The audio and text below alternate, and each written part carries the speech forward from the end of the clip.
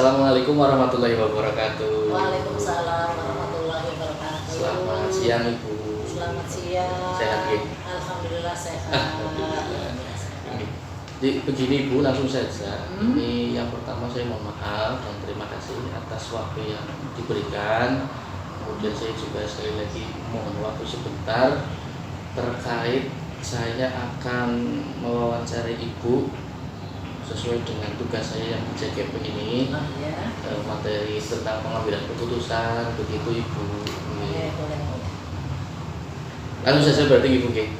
Boleh Boleh. kalau saya bisa jawab tak jawab, kalau nggak bisa jawab cari sendiri nanti Iya. jawabannya.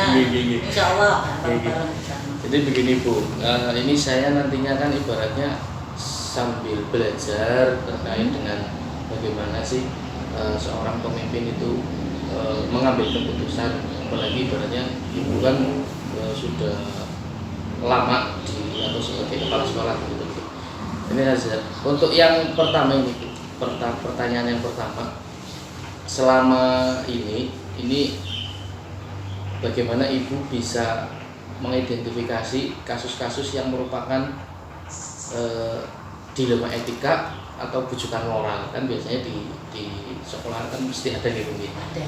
Itu bagaimana cara Ibu mengidentifikasi dua kasus tersebut?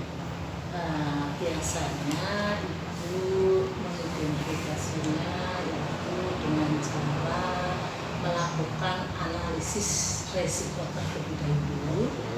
Itu dianalisis dulu. Yang kedua, mengacu pada peraturan yang berlaku, apakah bertentangan atau tidak. Dan yang ketiga, kita bicarakan dengan yang bersangkutan, benar apa tidak beliau melakukan kesalahan. Terus yang keempat, kita akan mereview kebijakan dari lembaga. Berarti kalau yang ketiga tadi istilahnya konfirmasi gitu atau Iya. konfirmasi dengan orang yang Konfirmasi orang yang bersangkutan supaya saya bisa mengambil keputusan dengan bijaksana. Oh, oke, baik. Kemudian yang berikutnya Ibu. Oh, masih ada lagi. Iya. Ini banyak Bu. Ini pertanyaan kedua Bu. Iya. Jadi selama ini itu bagaimana Ibu menjalankan pengambilan keputusan di sekolah ini, terutama itu untuk kasus-kasus ketika ada dua kepentingan yang sama-sama benar atau sama-sama mengandung nilai kebajikan. Berarti di sini dilema etika gitu Ibu. Jadi Ibu itu bagaimana cara menjalankan pengambilan keputusannya? Nah, saya mengambil keputusan ya mengalir saja apa yang saya kuasai, yaitu dengan cara karena saya sebagai pimpinan pembelajaran, saya melakukan kegiatan itu dengan melalui proses tahapan-tahapan yang harus dilalui. Pertama, mengidentifikasi kasus yang ada, berkoordinasi atau musyawarah dengan yang terkait. Terus ada alternatif solusinya, ada. Yang keempat, menentukan kriteria pemilihan solusi dan implementasi keputusan. Berarti setelah keputusan itu sudah diputuskan, harus diimplementasikan kepada semua warga yang ada di sekolah. Tapi itu tentu saja diawali dengan tadi Ibu ya, Tadi yang dengan identifikasi, musyawarah, ya, kemudian ada alternatif solusinya begitu. Solusi alternatif Baru solusi nantinya mana, ada solusi keputusan. yang mana? Oke. Ada beberapa alternatif untuk menentukan permasalahan atau keputusan yang harus diambil. Berarti itu saya Bu, ini berarti bisa nyambung juga dengan pertanyaan yang ketiga gitu, terkait dengan langkah-langkah atau prosedur yang biasa dilakukan selama ini, berarti termasuk yang tadi itu gitu, yang ada identifikasi kasus gitu. Oke. Oh, gitu. Dan harus di situ terutama harus ada musyawarah antar sekolah dulu. Berarti nomor pertanyaan yang tiga ibaratnya sudah masuk di sini Ibu nih. Jadi yang kedua nih tentang langkah-langkah nih. Iya. Tinggal yang pertanyaan berikutnya.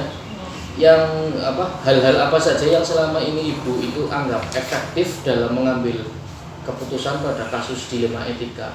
Berarti bisa dikatakan dari prosedur yang tadi Ibu sampaikan, itu yang menurut Ibu paling efektif untuk mengambil keputusan itu ya hal yang mana? Nah, hal yang efektif dalam mengambil keputusan pada kasus dilema etika adalah melakukan musyawarah juga.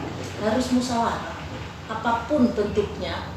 Kalau ada kegiatan ataupun permasalahan, yang pertama itu harus dimusyawarahkan, harus ada musyawarah dengan pihak yang terkait, sebagaimana itu warga sekitar. Supaya apa? Supaya bisa menyadari dampak dari pilihan yang dibuat, yang disepakati. Yang kedua, mengetahui nilai-nilainya. Karena ada nilai-nilai yang bertentangan dengan nilai situasi dalam situasi. Terus segera buat keputusan untuk memulai. Jadi, setelah dibuat kesepakatan, keputusan itu harus segera dimulai. Jangan ditunda-tunda.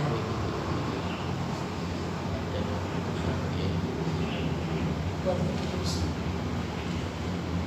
Baik Bu, selanjutnya untuk terkait dengan misalkan ada sebuah kasus Ibu, itu Ibu itu apakah punya tata cara atau mungkin punya jadwal dalam menyelesaikan kasus dilema etika gitu? Ya, berarti yang tantangan gitu. Oh, oke, siap. Pertanyaan yang kelima Ibu. Iya, Pak. Ketika dalam menangani ataupun ada menghadapi sebuah kasus gitu, kan biasanya pasti ada tantangannya Ibu. Nah, ini yang merupakan tantangan dalam mengambil keputusan pada kasus dilema etika biasanya apa? Hal yang merupakan tantangan dalam pengambilan keputusan pada kasus dilema etika yang pertama adalah masalah. Karena apa? Masalah yang muncul merupakan hambatan yang akan berpengaruh pada hal-hal yang penting, sehingga tujuan akan tertunda kalau masalahnya tidak segera diselesaikan. Yang kedua adalah situasi dan kondisi. Situasi dan kondisi, karena apa? Keadaan yang tertentu yang terjadi di sekitar kita itu juga akan mempengaruhi dan kondisi juga. Kondisi disinilah yang sangat dominan. Masalah dia sama dengan situasi dan kondisinya Ibu. Iya, situasi. Tantangannya itu ya. Yang ketiga adalah keraguan. Oh, kadang masih ada ragu-ragu gitu. Nah, ada keraguan karena apa?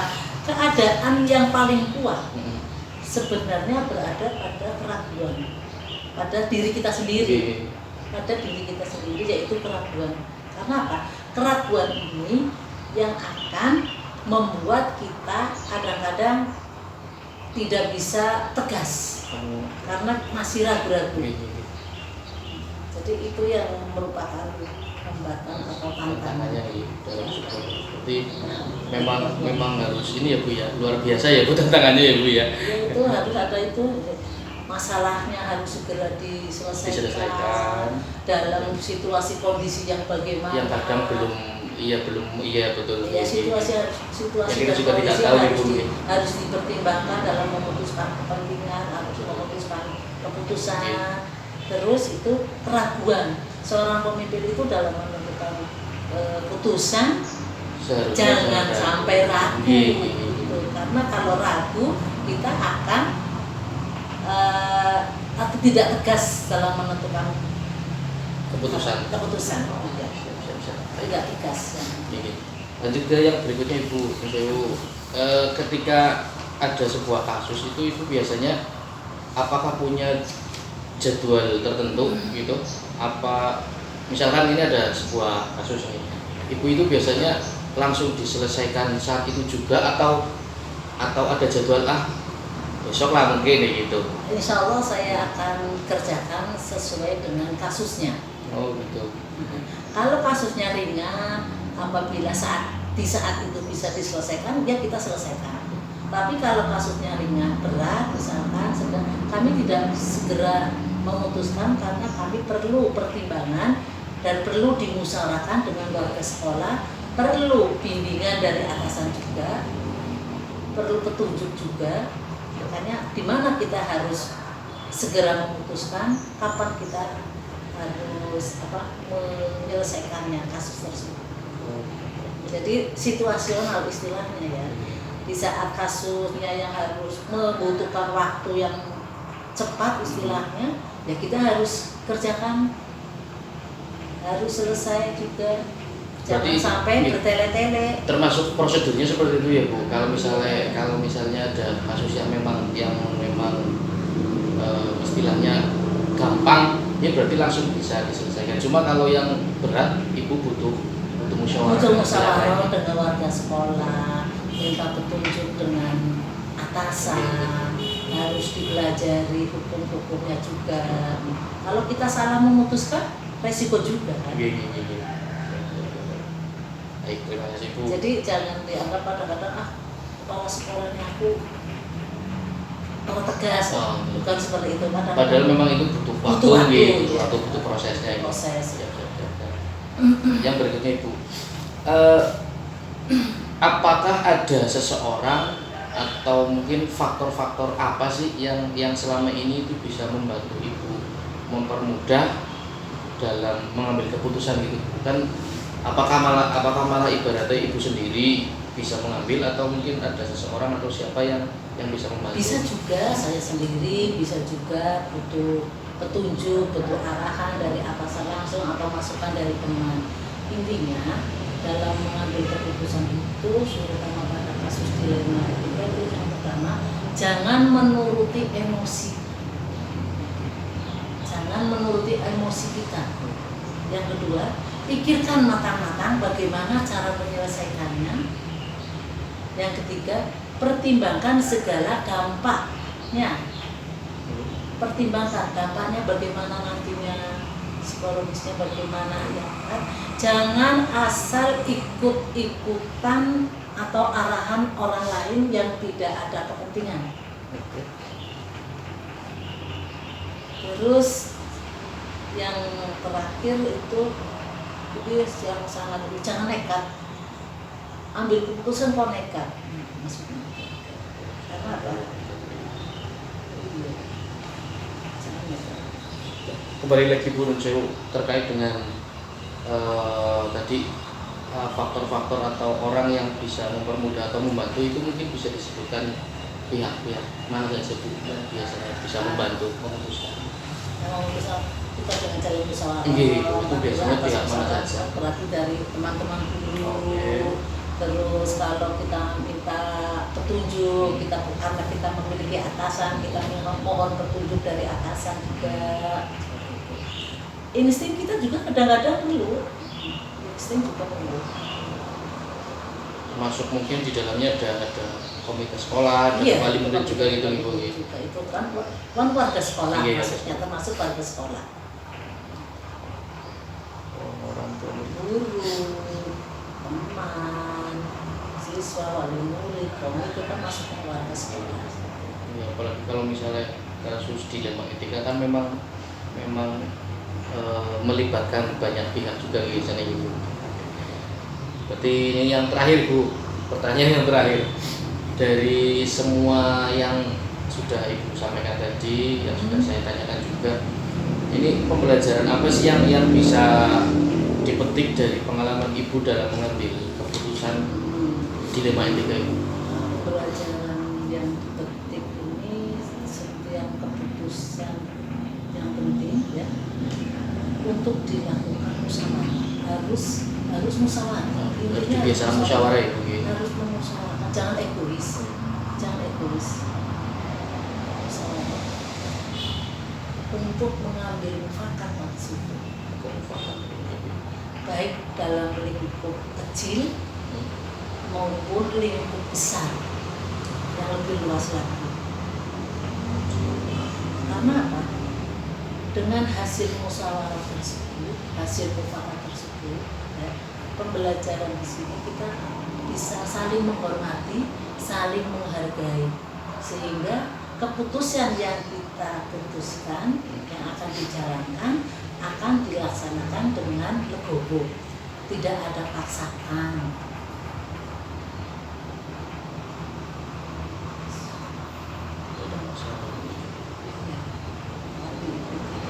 Dijalankan ya. Ya kebetulan kan kalau misalkan yang namanya keputusan kadang tidak bisa memenuhi semua pihak. Itu biasanya kalau keputusan itu langsung diambil tanpa musyawarah. Biasanya kalau tanpa musyawarah kadang-kadang bisa saja kadang-kadang kepala sekolah mengambil keputusan sendiri, bisa saja. Tapi kan kita harus tahu permasalahannya apa. Kapan kita harus mengambil keputusan sendiri, kapan kita harus mengambil keputusan dengan cara musyawarah. Memang harus ya kembali ke jam terbang ya Bu ya, ketika sudah biasa menangani sebuah permasalahan baik itu di ilmu etika ataupun rujukan moral, mungkin nanti juga secara naluri ataupun secara sendirinya nanti bisa menyelesaikan gitu ya, bisa mengambil keputusan. Baik Ibu, terima kasih sekali ini atas waktunya. Sekali lagi matur nuwun, mohon maaf jika sudah mengganggu. Semoga dengan adanya proses wawancara ini ya di satu sisi sebagai melengkapi tugas, namun di sisi lain juga saya pribadi ibaratnya bisa belajar banyak dari Ibu terkait bagaimana sih cara seorang pemimpin dalam mengambil keputusan. Itu saya yakin bisa nanti. mohon doa dan dukungannya. Insya Allah. Yang penting semua tugas dilaksanakan dengan ikhlas. Semua pekerjaan harus dilaksanakan ikhlas. Terus harus ada prioritas. Kapan saya harus menyelesaikan, kapan kita harus menjalankan, seperti itu. Baik Ibu, saya rasa cukup. Saya mohon izin untuk melanjutkan aktivitas kembali. Terima kasih sekali. Assalamualaikum warahmatullahi wabarakatuh. Waalaikumsalam warahmatullahi wabarakatuh. Saya pamit dulu.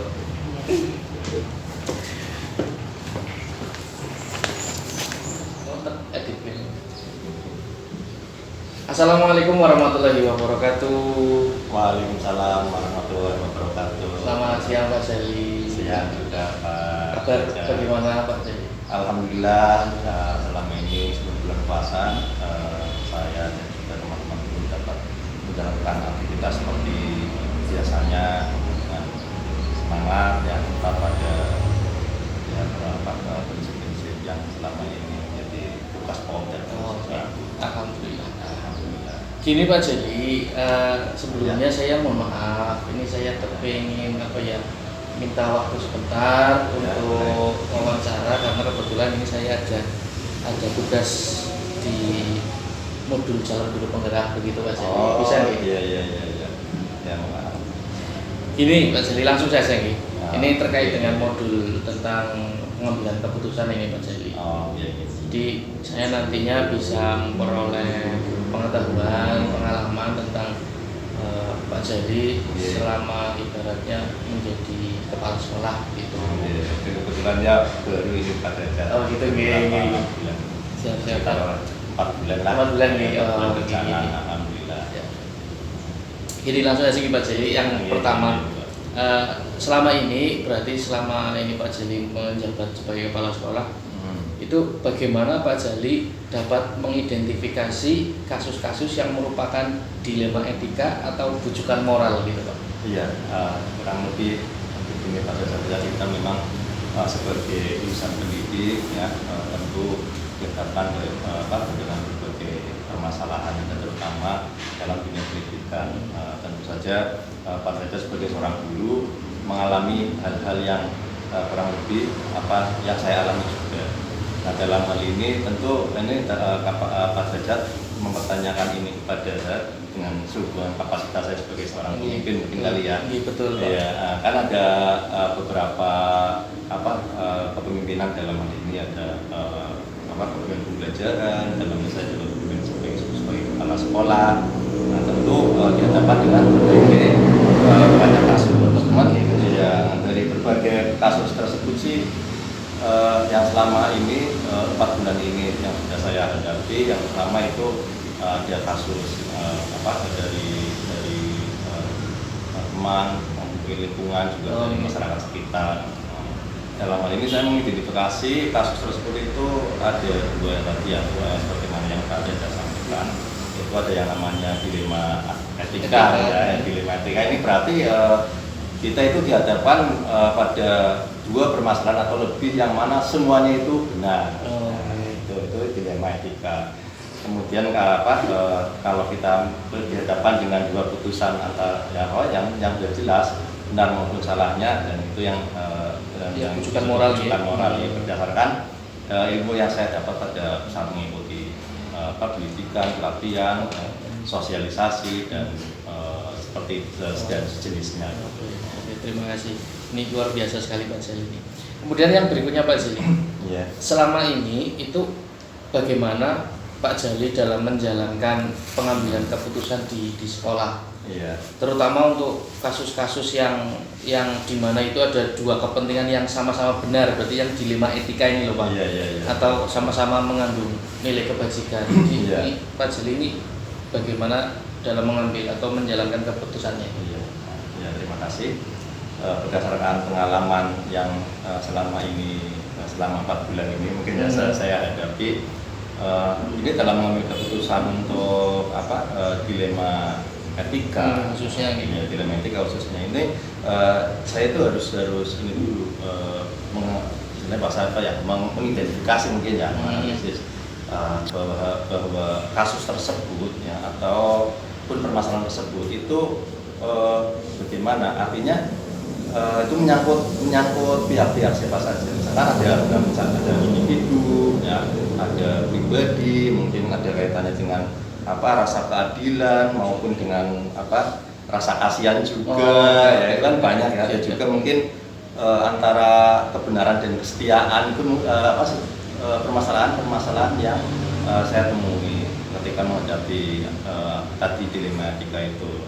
Semuanya benar, tapi di sini kebenaran itu akan diuji antara kebenaran atau kesetiaan atau mungkin jangka panjang atau jangka pendek. Berarti semuanya itu ada manfaatnya. Termasuk di prinsip-prinsipnya berarti gitu ya Pak Jali ya.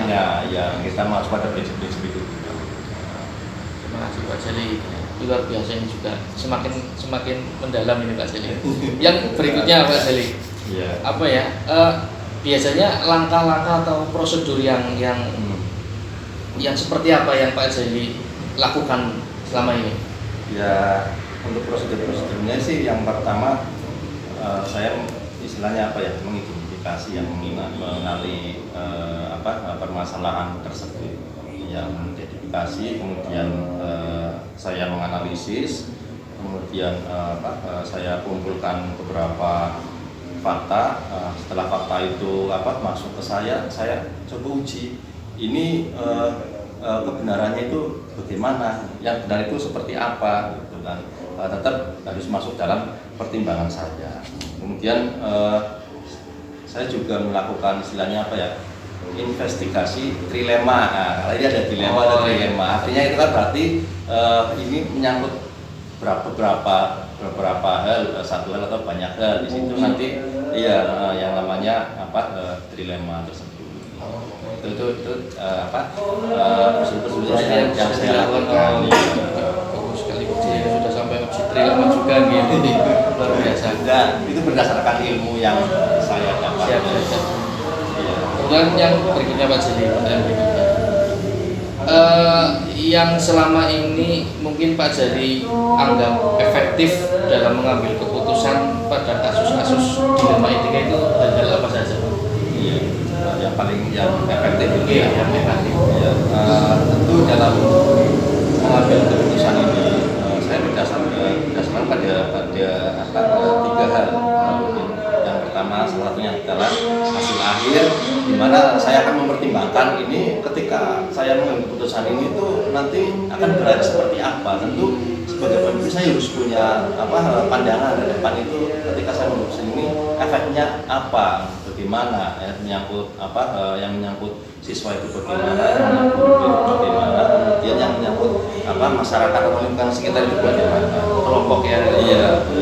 Kemudian yang kedua saya itu harus melihat termasuk itu dengan aturan yang ada, regulasi. Ketika saya mengambil keputusan, saya baca dulu regulasinya. Ini yang paling banyak benarnya mungkin ataupun yang paling benar, yang mendekati paling benar itu yang mana, jadi itu harus saya identifikasi. Sehingga nanti keputusan yang saya ambil itu terkait dengan regulasi itu, sehingga saya minim resiko. Meskipun ya sebagai pimpinan saya siap menghadapi resiko, tapi juga harus mempertimbangkan itu juga. Kemudian yang ketiga itu rasa peduli. Nah, rasa peduli sebagai apalagi sebagai pimpinan itu harus peka terhadap permasalahan-permasalahan yang dihadapi oleh teman sejawat dan kemudian siswa dan juga lingkungan sekitar.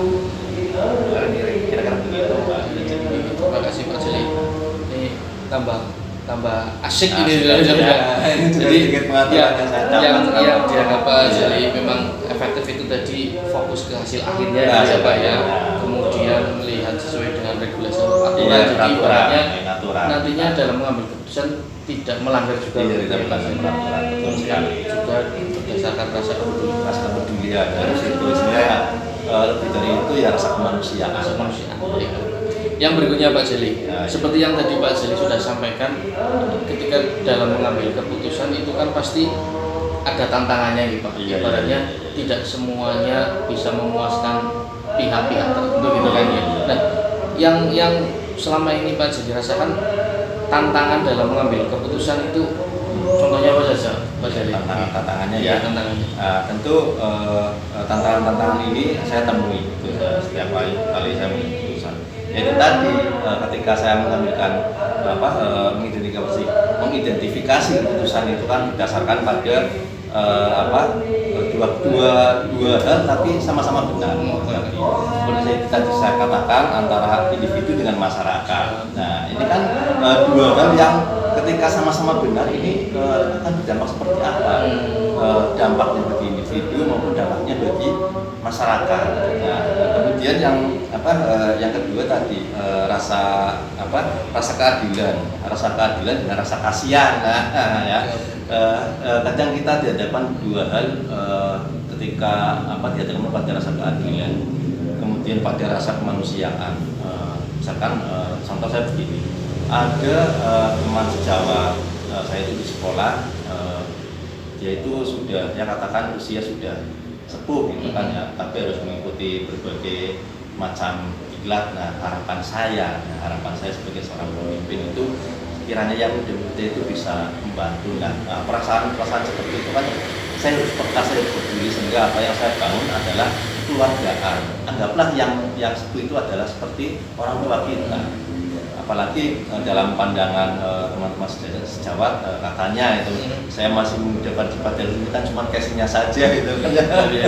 Tapi palingan meskipun usia muda, tapi di situ saya dituakan, sehingga saya harus benar-benar banyak belajar dari teman-teman sejawat, dari masyarakat, termasuk juga kita sedang belajar dengan murid-murid di sekolah, siswa-siswa di sekolah, bagaimana supaya saya bisa ngerti ya kondisi mereka sebenarnya itu seperti apa, yang diinginkan mereka itu seperti apa, pembelajaran seperti apa, sehingga nanti saya bisa menyampaikan ke guru-guru itu seperti itu. Kemudian juga tadi tantangan ketika menghadapi dua hal antara kebenaran lawan kesetiaan. Nah, iya, saya tuh kadang juga bingung ini menyampaikan sesuatu yang benar, tapi ketika saya harus mengambil keputusan ini, tapi di satu sisi ini orangnya setia sama saya. Nah, kan seperti itu. Itu dalam hal-hal demikian ya diperlukan insting ya seorang pemimpin itu dalam memutuskan, dan insting ini didapat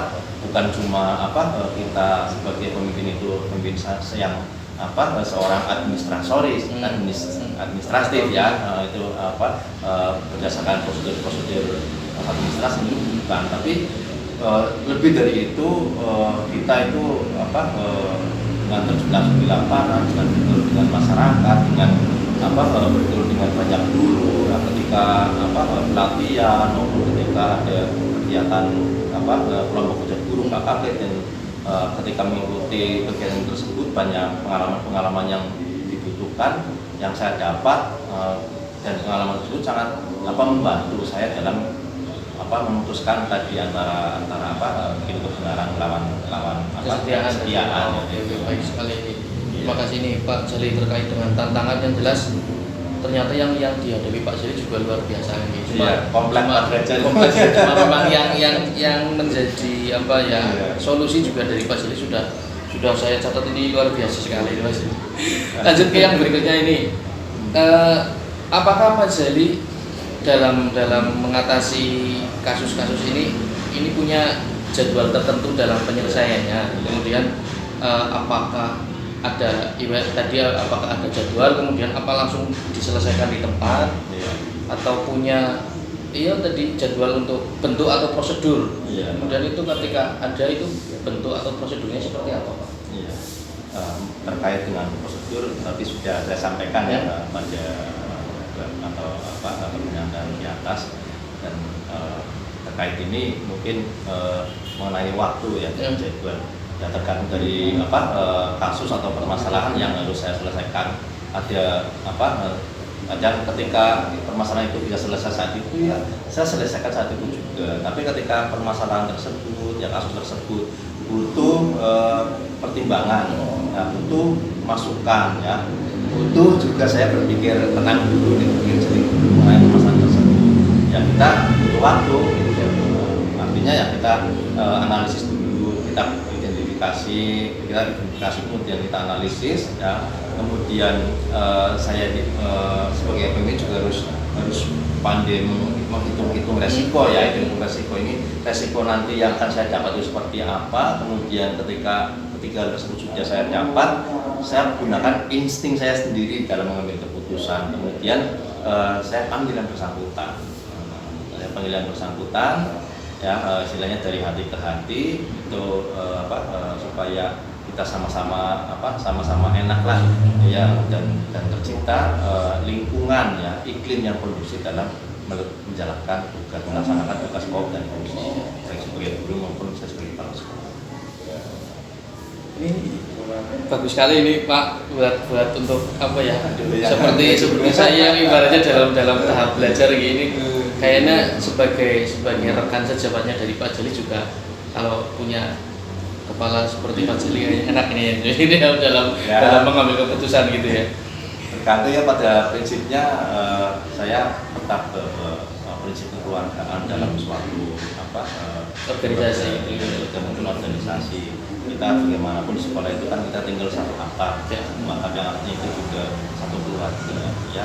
Kita saling bekerja sama, saling bantu, saling gotong royong, silih asas, silih besuk, istilahnya begitu.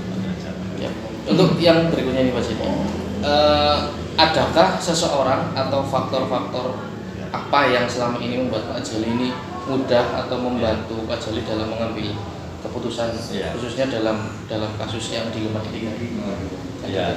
Tentu saja ada saya juga nggak menafikan hal tersebut atas masukan dari teman-teman sejawat, teman-teman di luar instansi, teman-teman pergaulan. Artinya teman-teman di luar, teman-teman pergaulan itu kan saya di sekolah juga kan menjalin hubungan baik dengan masyarakat, dalam hal ini komite, kemudian perangkat desa itu juga saya bersahabat baik dengan mereka, sehingga orang-orang tersebut, personel tersebut alhamdulillah sangat membantu saya, terutama dalam menyelesaikan beberapa kasus tadi yang disebut dengan dilema etika itu, terutama itu kan yang paling sulit tapi alhamdulillah orang-orang sekitar, teman sejawat, masyarakat, perangkat desa, komite itu alhamdulillah sangat membantu sekali, membantu saya dalam menyelesaikan berbagai macam kasus dan permasalahan yang saya hadapi. Kita dapat dipungkiri pada saat bahwa ketika kita berada pada lingkungan sekolah itu kan lingkungan kita bukan hanya sekolah, tapi ternyata juga masyarakat satu desa tersebut itu juga merupakan keluarga kita. Baik, berarti dalam membantu mengambil keputusan juga Pak Jeli tidak berdiri sendiri ya Pak tapi melibatkan lingkungan begitu. Tergantung tadi konteks permasalahan yang saya hadapi, yang harus saya selesaikan itu seperti apa. Kemudian yang terakhir ini Pak Jeli, dari semua hal yang tadi sudah disampaikan dari awal nih, pembelajaran apa yang bisa Pak Jali petik dari pengalaman dalam mengambil keputusan ini secara umumnya? Iya. Saya kira pelajaran apa yang saya dapat itu tentu banyak sekali ya. Terutama saya sebagai seorang pribadi itu tanpa saya memasang target, tanpa saya pasang tuntutan terhadap diri saya sendiri, itu menjadikan saya itu terbentuk suatu kebijaksanaan gitu. Yang mana dengan saya memiliki kebijaksanaan itu saya dapat saya terapkan di keluarga. Di keluarga itu kan saya kan bukan hanya anak dan istri, tapi juga ada kakak ipar, adik ipar, adik kandung, kemudian mertua, ya orang tua sendiri. Nah, sehingga hal-hal tersebut bisa sangat membantu saya dalam istilahnya bergaul dengan saudara-saudara terdekat, apalagi dengan tetangga. Kan sebagaimana kita kan tahu sendiri ya bahwa di masyarakat itu gimana ya, seorang guru itu dianggap paling tahu banyak hal, ya. Paling tahu segalanya, sehingga hal-hal kecil seperti misalkan sakit ini bingung obatnya apa, ya dengan berobat ke puskesmas saja itu gampang. Masih biasanya kita tolong ya, kita dulu ke guru, nanti ujung-ujungnya kita diminta bantuannya untuk bisa mengantarkan ke puskesmas karena dianggap yang paling bisa ngomong, dan sehingga memperoleh pelayanan terbaik. Itu seperti itu pembelajaran yang saya dapat. Kemudian menunjukkan rasa peduli saya, yang artinya sebagai pemimpin, sebagai orang tua yang dituakan itu kita harus benar-benar berpikir bukan cuma satu dua kali dalam menghasilkan ataupun memutuskan suatu permasalahan yang kita hadapi di lingkungan. Dalam ini lingkungan banyak hal, mulai lingkungan tempat tugas kita yang di sekolah, kemudian lingkungan tempat tinggal kita yang dengan tetangga, sehingga dengan hal-hal tersebut mudah-mudahan tercapai satu lingkungan yang kondusif, baik di sekolah, keluarga, maupun di lingkungan sekitar masyarakat. Kira seperti itu Pak Rijal, pembelajaran yang dapat saya peroleh.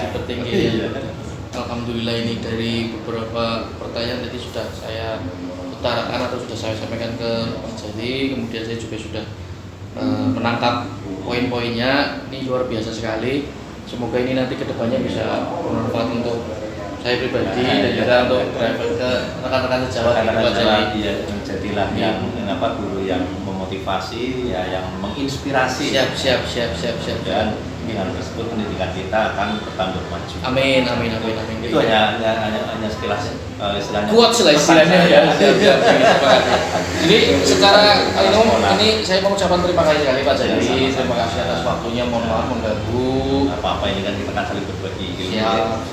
Siap. Ilmu yang kita dapat, ya, yang saya dapat, yang dengan dapat itu bisa bermanfaat, dan jangan lupa niatkan semua hal yang kita lakukan itu dengan niat ibadah, ya, sehingga kita akan menjalani segala sesuatunya dengan ikhlas, ya, dengan berdoa, ya, tidak mendapatkan suatu permasalahan yang rumit, ya. Siap. Kejelasan itu tadi, kemudian segala permasalahan bisa selesai. Amin. Saya mau izin pamit Pak Jali. Saya berharap Pak Jali sehat selalu, sukses, berkah selalu. Mana? Amin. Begitu Pak Jali. Terima kasih. Assalamualaikum. Sama-sama Pak Rijal. Sukses selalu ya. Siap. Amin.